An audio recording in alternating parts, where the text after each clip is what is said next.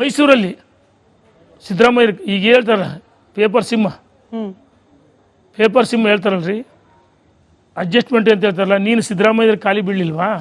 ಅಲ್ಲಿಯ ಕಾಂಗ್ರೆಸ್ ಸಚಿವರ ಜೊತೆಗೆ ಹೊಂದಾಣಿಕೆ ಮಾಡ್ಕೊಂಡಿಲ್ವಾ? ಆ ಹೊಂದಾಣಿಕೆ ರಾಜಕಾರಣ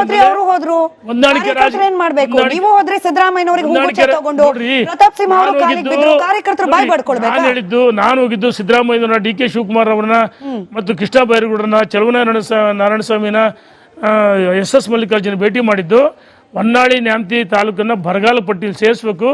ಹಿಂದೆ ನಾವು ತಂದಿರ್ತಕ್ಕಂಥ ಅನುದಾನಗಳು ಪೆಂಡಿಂಗ್ ಆಗಿದ್ದು ಅದನ್ನು ಬಿಡುಗಡೆ ಮಾಡಿ ಅಂತ ಓಪನ್ ಪತ್ರ ಕೊಟ್ಟಿದ್ದೀನಿ ರೀ ಮೇಡಮ್ ಅವರೇ. ಪತ್ರ ಕೊಟ್ಟಿದ್ದೀನಿ, ದಾಖಲೆ ಸಮೇತ ಹೋಗಿದ್ದೀನಿ. ನಾನೇನು ಯಾರಿಗೂ ಖಾಲಿ ಬಿದ್ದಿಲ್ಲ, ಅಡ್ಜಸ್ಟ್ಮೆಂಟ್ ರಾಜಕಾರಣ ಮಾಡಿಲ್ಲ. ನಾವು ನಮ್ಮದೇ ಆದ ಪಕ್ಷದ ಒಂದು ತತ್ವ ಸಿದ್ಧಾಂತ, ಒಬ್ಬ ಕಾರ್ಯಕರ್ತನಾಗಿ ಏನು ಕೆಲಸ ಮಾಡೋಕ್ಕೂ ಕ್ಷೇತ್ರದಲ್ಲಿ ನಾನು ಕೆಲಸ ಮಾಡಿದ್ದೀನಿ. ಜನಾಶೀರ್ವಾದ ನಮ್ಮ ಜೊತೆಗಿದೆ. ತಾಂತ್ರಿಕವಾಗಿ ಸೋತಿರ್ಬೋದು, ಜನ ಇವತ್ತು ನಮ್ಮ ಜೊತೆಗಿದ್ದಾರೆ. ನಮಗೆ ಎಲ್ಲ ಕಡೆ ಹೋದ್ರ ಗೌರವ ಇದೆ.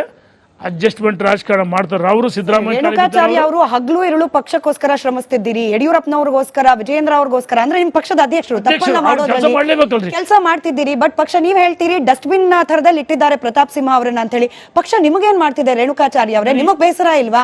ನಿಮಗೇನ್ ಸ್ಥಾನಮಾನ ಕೊಟ್ಟಿದೆ ಪಕ್ಷ? ನೀವು ಕೇಳಿದ್ರೆ ಟಿಕೆಟ್, ನಿಮ್ಗೂ ಕೊಡ್ಲಿಲ್ಲ ಪಕ್ಷ ಟಿಕೆಟ್ ಅನ್ನ. ಆಯ್ತು, ನಾನು ಲೋಕಸಭೆಯಲ್ಲಿ ಕೇಳಿದ ಸತ್ಯ, ನಾವೆಲ್ಲರೂ ಒಟ್ಟಾಗಿ ದಾವಣಗೆರೆ ಕೇಳಿದ್ವಿ, ಕೊಡ್ಲಿಲ್ಲ. ಹಂಗಂತೇಳಿ ಪಕ್ಷ ವಿರುದ್ಧ ನಾನು ಮಾತಾಡಿಲ್ಲಲ್ಲ, ರಾಜ್ಯ ನಾಯಕರು ರಾಷ್ಟ್ರೀಯ ನಾಯಕರ ವಿರುದ್ಧ ಮಾತಾಡಿಲ್ಲಲ್ಲ.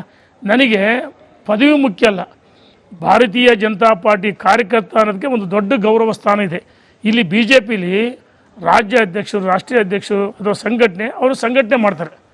ಇಲ್ಲಿ ಕಾರ್ಯಕರ್ತ ಅನ್ನೋದು ಹೇಳಿಕೆನಕ್ಕೆ ನಮಗೆ ಒಳ್ಳೆ ಹೆಮ್ಮೆ ಇದೆ. ಬಿ ಜೆ ಪಿ ಕಾರ್ಯಕರ್ತನಾಗಿ ನನಗೆ ಎಲ್ಲೋದ್ರು ಒಂದು ಗೌರವ ಇದೆ. ಹಾಗಾಗಿ ಇದಕ್ಕಿಂತ ದೊಡ್ಡ ಪೋಸ್ಟ್ ಯಾವುದೂ ಬೇಡ. ನನಗೆ ಪೋಸ್ಟ್ ನಾನು ಕೇಳಿಲ್ಲ. ಒಬ್ಬ ಸಾಮಾನ್ಯ ಕಾರ್ಯಕರ್ತನಾಗಿ ಪಕ್ಷದ ಸಂಘಟನೆಗೆ ನಾನು ಅಳಿಲಿ ಸೇವೆ, ಮರಳು ಭಕ್ತಿ ದುಡಿತೀನಿ. ಇನ್ನೊಂದು ಮಾತು ಇವರೆಲ್ಲ ಹೇಳ್ತಾರಲ್ಲ, ಹಳ್ಳಿಗಳಲ್ಲಿ ಗಾದೆ ಹೇಳ್ತಾರೆ, ಕುಂಟ ಕಲಂಗಡಿ ಹೊಲಕ್ಕಾದಂಗೆ.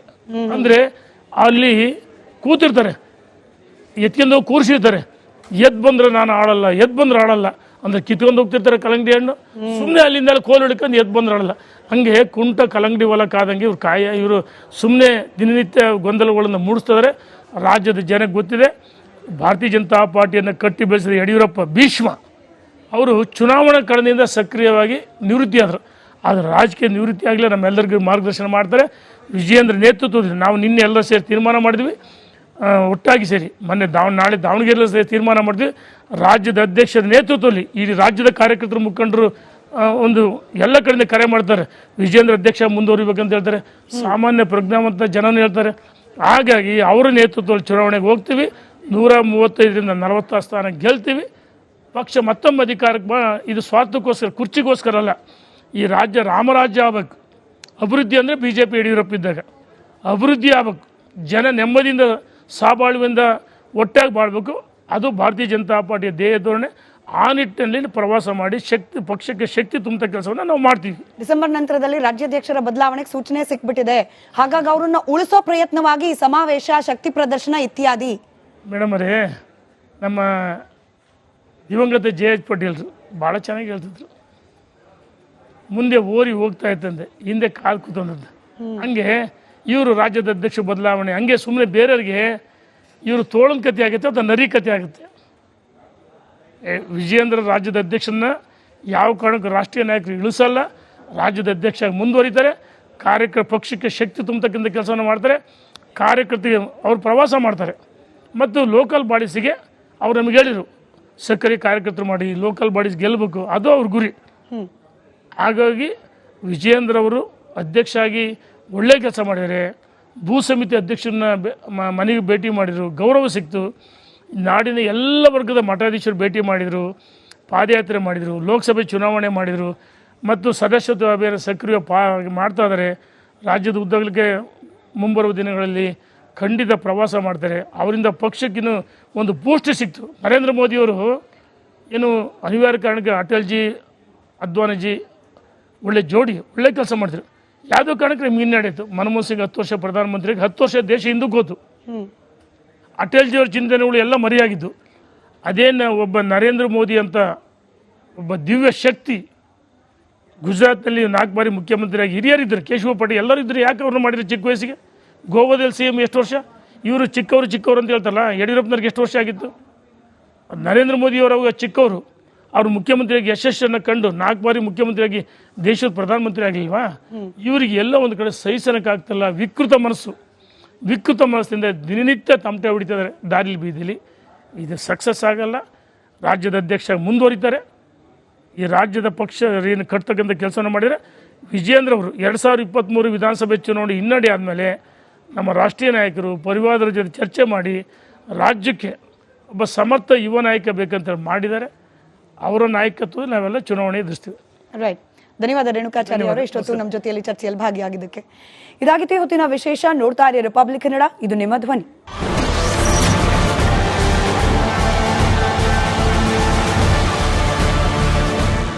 ಮೈಸೂರಲ್ಲಿ ಸಿದ್ದರಾಮಯ್ಯ ಈಗ ಹೇಳ್ತಾರ ಪೇಪರ್ ಸಿಂಹ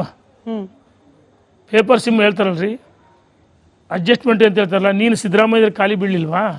ಅಲ್ಲಿಯ ಕಾಂಗ್ರೆಸ್ ಸಚಿವರ ಜೊತೆಗೆ ಹೊಂದಾಣಿಕೆ ಮಾಡ್ಕೊಂಡಿಲ್ವಾ? ಆ ಹೊಂದಾಣಿಕೆ ರಾಜಕಾರಣ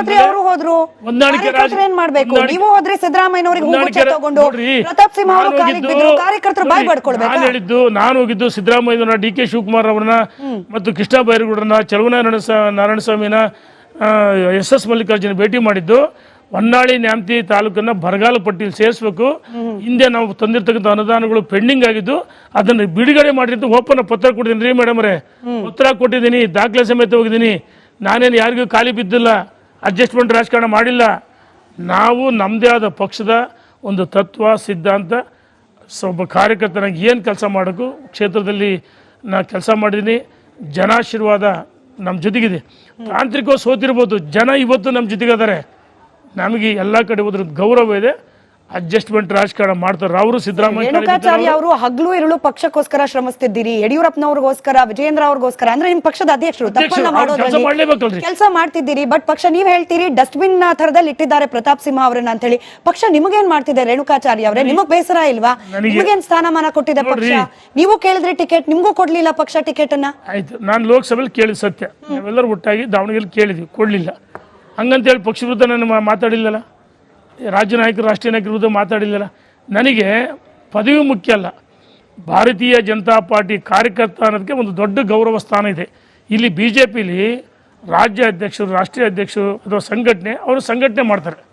ಇಲ್ಲಿ ಕಾರ್ಯಕರ್ತ ಅನ್ನೋದು ಹೇಳಿಕೆನಕ್ಕೆ ನಮಗೆ ಒಳ್ಳೆ ಹೆಮ್ಮೆ ಇದೆ. BJP ಕಾರ್ಯಕರ್ತನಾಗಿ ನನಗೆ ಎಲ್ಲೋದ್ರು ಒಂದು ಗೌರವ ಇದೆ. ಹಾಗಾಗಿ ಇದಕ್ಕಿಂತ ದೊಡ್ಡ ಪೋಸ್ಟ್ ಯಾವುದೂ ಬೇಡ. ನನಗೆ ಪೋಸ್ಟು ನಾನು ಕೇಳಿಲ್ಲ. ಒಬ್ಬ ಸಾಮಾನ್ಯ ಕಾರ್ಯಕರ್ತನಾಗಿ ಪಕ್ಷದ ಸಂಘಟನೆಗೆ ನಾನು ಅಳಿಲು ಸೇವೆ, ಮರಳು ಭಕ್ತಿ ದುಡಿತೀನಿ. ಇನ್ನೊಂದು ಮಾತು ಇವರೆಲ್ಲ ಹೇಳ್ತಾರಲ್ಲ, ಹಳ್ಳಿಗಳಲ್ಲಿ ಗಾದೆ ಹೇಳ್ತಾರೆ, ಕುಂಟ ಕಲಂಗಡಿ ಹೊಲಕ್ಕಾದಂಗೆ. ಅಂದರೆ ಅಲ್ಲಿ ಕೂತಿರ್ತಾರೆ, ಎತ್ಕೊಂಡು ಕೂರಿಸಿರ್ತಾರೆ. ಎದ್ದು ಬಂದ್ರೆ ನಾನು ಆಡಲ್ಲ, ಎದ್ದು ಬಂದ್ರೆ ಆಡಲ್ಲ ಅಂದ್ರೆ ಕಿತ್ಕೊಂಡು ಹೋಗ್ತಿರ್ತಾರೆ ಕಲಂಗಡಿ ಹಣ್ಣು. ಸುಮ್ಮನೆ ಅಲ್ಲಿಂದ ಕೋಲು ಹಿಡ್ಕೊಂಡು ಎದ್ದು ಬಂದ್ರೆ ಆಡಲ್ಲ. ಹಂಗೆ ಕುಂಟ ಕಲಂಗಡಿ ಹೊಲಕ್ಕಾದಂಗೆ ಇವರು ಸುಮ್ಮನೆ ದಿನನಿತ್ಯ ಗೊಂದಲಗಳನ್ನು ಮೂಡಿಸ್ತಿದ್ದಾರೆ. ರಾಜ್ಯದ ಜನಕ್ಕೆ ಗೊತ್ತಿದೆ.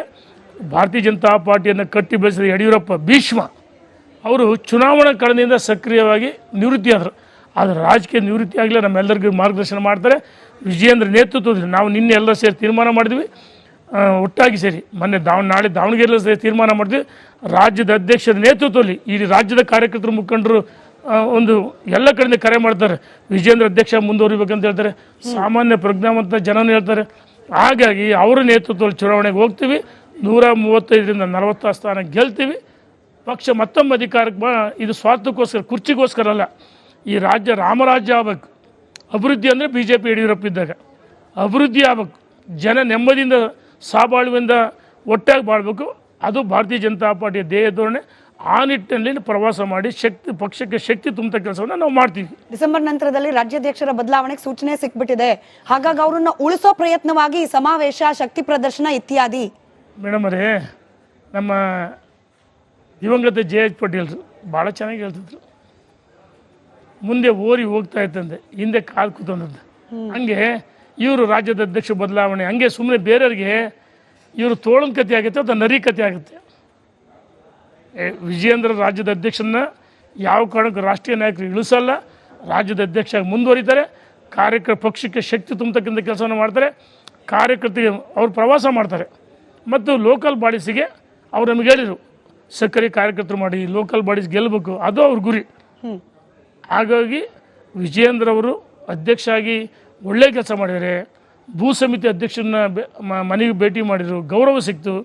ನಾಡಿನ ಎಲ್ಲ ವರ್ಗದ ಮಠಾಧೀಶರು ಭೇಟಿ ಮಾಡಿದರು, ಪಾದಯಾತ್ರೆ ಮಾಡಿದರು, ಲೋಕಸಭೆ ಚುನಾವಣೆ ಮಾಡಿದರು ಮತ್ತು ಸದಸ್ಯತ್ವ ಅಭಿಯಾನ ಸಕ್ರಿಯ ಮಾಡ್ತಾ ಇದ್ದಾರೆ. ರಾಜ್ಯದ ಉದ್ದಗಲಿಕ್ಕೆ ಮುಂಬರುವ ದಿನಗಳಲ್ಲಿ ಖಂಡಿತ ಪ್ರವಾಸ ಮಾಡ್ತಾರೆ. ಅವರಿಂದ ಪಕ್ಷಕ್ಕಿನ್ನೂ ಒಂದು ಪೋಸ್ಟ್ ಸಿಕ್ತು. ನರೇಂದ್ರ ಮೋದಿಯವರು ಏನು ಅನಿವಾರ್ಯ ಕಾರಣಕ್ಕೆ ಅಟಲ್ಜಿ ಅದ್ವಾನಿಜಿ ಒಳ್ಳೆ ಜೋಡಿ, ಒಳ್ಳೆ ಕೆಲಸ ಮಾಡಿದ್ರು. ಯಾವುದೋ ಕಾರಣಕ್ಕೆ ನಿಮ್ಗೆ ಹಿನ್ನಡೆಯಿತು. ಮನಮೋಹನ್ ಸಿಂಗ್ 10 ವರ್ಷ ಪ್ರಧಾನಮಂತ್ರಿಗೆ, 10 ವರ್ಷ ದೇಶ ಹಿಂದಕ್ಕೆ ಹೋತು. ಅಟಲ್ಜಿಯವ್ರ ಚಿಂತನೆಗಳು ಎಲ್ಲ ಮರೆಯಾಗಿದ್ದು. ಅದೇನು ಒಬ್ಬ ನರೇಂದ್ರ ಮೋದಿ ಅಂತ ಒಬ್ಬ ದಿವ್ಯ ಶಕ್ತಿ ಗುಜರಾತ್ನಲ್ಲಿ 4 ಬಾರಿ ಮುಖ್ಯಮಂತ್ರಿಯಾಗಿ ಹಿರಿಯರಿದ್ದರು, ಕೇಶವ ಪಾಟೀಲ್ ಎಲ್ಲರೂ ಇದ್ದರು. ಯಾಕೆ ಅವ್ರನ್ನ ಮಾಡಿದ್ರು ಚಿಕ್ಕ ವಯಸ್ಸಿಗೆ? ಗೋವಾದಲ್ಲಿ CM ಎಷ್ಟು ವರ್ಷ? ಇವರು ಚಿಕ್ಕವರು ಅಂತ ಹೇಳ್ತಾರಲ್ಲ, ಯಡಿಯೂರಪ್ಪನವ್ರಿಗೆ ಎಷ್ಟು ವರ್ಷ ಆಗಿತ್ತು? ನರೇಂದ್ರ ಮೋದಿಯವರು ಅವಾಗ ಚಿಕ್ಕವರು, ಅವರು ಮುಖ್ಯಮಂತ್ರಿಯಾಗಿ ಯಶಸ್ಸನ್ನು ಕಂಡು 4 ಬಾರಿ ಮುಖ್ಯಮಂತ್ರಿಯಾಗಿ ದೇಶದ ಪ್ರಧಾನಮಂತ್ರಿ ಆಗಲಿಲ್ವಾ? ಇವರಿಗೆ ಎಲ್ಲ ಒಂದು ಕಡೆ ಸಹಿಸನಕ್ಕಾಗ್ತಲ್ಲ. ವಿಕೃತ ಮನಸ್ಸಿಂದ ದಿನನಿತ್ಯ ತಮಟೆ ಹೊಡಿತಿದ್ದಾರೆ ದಾರಿಲಿ ಬೀದಿಲಿ. ಇದು ಸಕ್ಸಸ್ ಆಗಲ್ಲ. ರಾಜ್ಯದ ಅಧ್ಯಕ್ಷ ಮುಂದುವರಿತಾರೆ.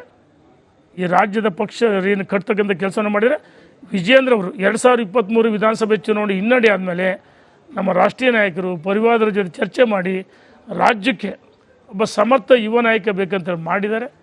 ಅವರ ನಾಯಕತ್ವ ನಾವೆಲ್ಲ ಚುನಾವಣೆ ಎದುರಿಸ್ತೀವಿ. ರೈಟ್, ಧನ್ಯವಾದ ರೇಣುಕಾಚಾರ್ಯ ಅವರು ಇಷ್ಟೊತ್ತು ನಮ್ಮ ಜೊತೆಯಲ್ಲಿ ಚರ್ಚೆಯಲ್ಲಿ ಭಾಗಿಯಾಗಿದ್ದಕ್ಕೆ. ಇದಾಗಿತ್ತು ಇವತ್ತಿನ ವಿಶೇಷ. ನೋಡ್ತಾ ಇರಿ ರಿಪಬ್ಲಿಕ್ ಕನ್ನಡ, ಇದು ನಿಮ್ಮ ಧ್ವನಿ.